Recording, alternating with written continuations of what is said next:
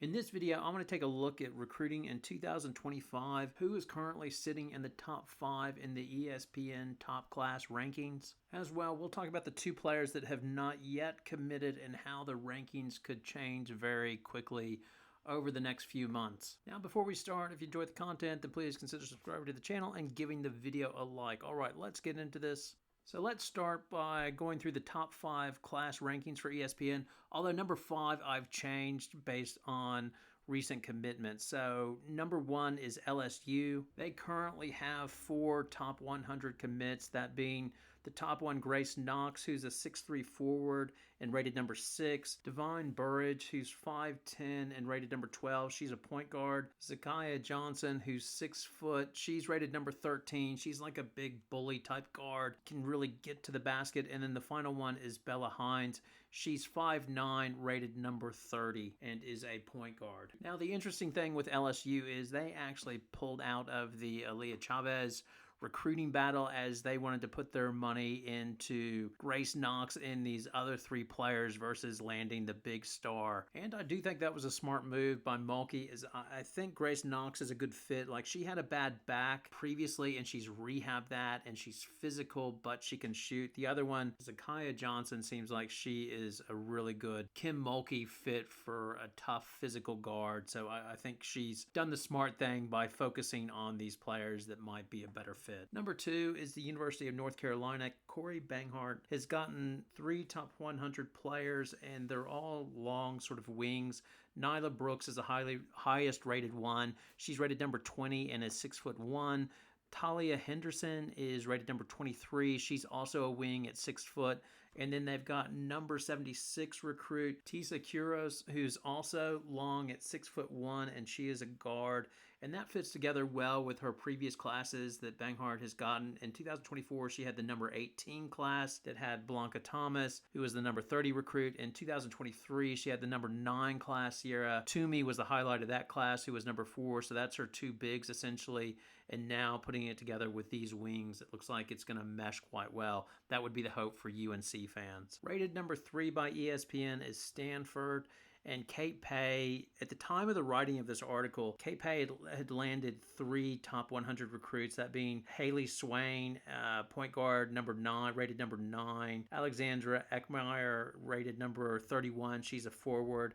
And Nora Exie, who is a forward and rated number 84. Yeah, I butchered that name. I apologize. This article doesn't even have, at the time, Lara Sumfai had not committed. She's the Australian who was deciding between Duke, UConn, and Stanford. It appears Dad won, who wanted her to go to Stanford, so she is now Stanford. I think if that one, if Sumfai had been committed, I think Stanford would actually be rated number 2 in terms of recruiting classes, because Sumfai is big, 6'4", and she can shoot, and you combine that with Swain. That's a really nice class. Rated number 4 is UConn. They have Khalees Fisher, who's rated number 27. She's a guard. She was really a point guard and quite small, but she's grown now and almost more like an off guard. The other one is Gandhi Malou Mamel. She's rated number 73. She's a center and is 6'5". She's very raw. Like, she's come to the U.S. from Ireland, and it's an interesting story. I've done a video on her, how she was brought over, but she is very, very raw. I think she's gradually improving, but that she'll be a project. And then their last signing was Blanca Quiones, who's an international player from Ecuador. She's a 6'1" wing. Now, ESPN says she would have been in the top 25 if she was an American recruit. Now, of course, because it's UConn, there's always a debate. Are they going to more international players because Gino likes them and thinks they have a better work ethic and it's worked out for him in the past? Or if you're a UConn hater, then you say he has to go with international players because he can't recruit American kids, and sort of overlooking that he did get number 1 recruit Sarah Strong last year. But I'll let y'all argue that out in the comments section.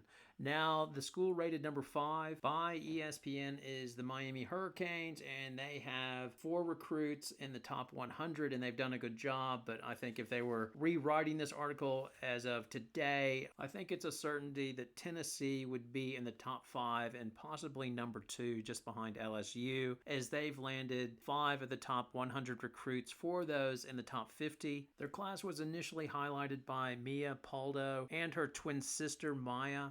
They are both point guards and 5'5". Now Mia is higher rated at number 9, and she's like a Tasmanian devil causing turnovers like a Hannah Hidalgo. Maya is not rated quite as high. She's the number 56 recruit. But to go along with them, they also got Deanna Prawl, 6'1". She's rated number 14.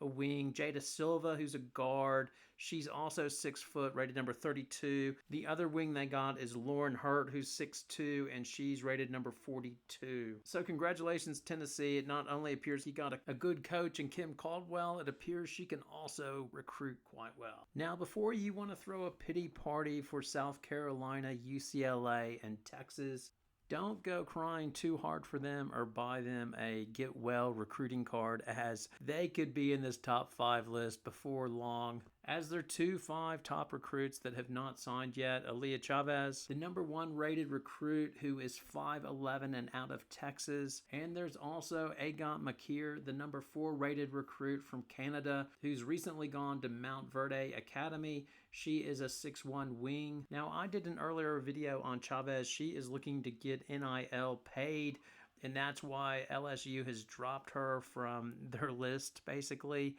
But on her list remaining are South Carolina, Texas, Texas Tech, Oklahoma, and UCLA.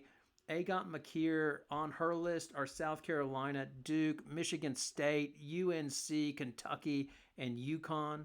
So where these 2 last recruits go could really change things. For instance, if South Carolina lands Chavez and McKeer, then all of a sudden they would shoot up to probably number 1 or near that. They've already got Ayla McDowell, the number 22 rated recruit, who's a 6'2" forward.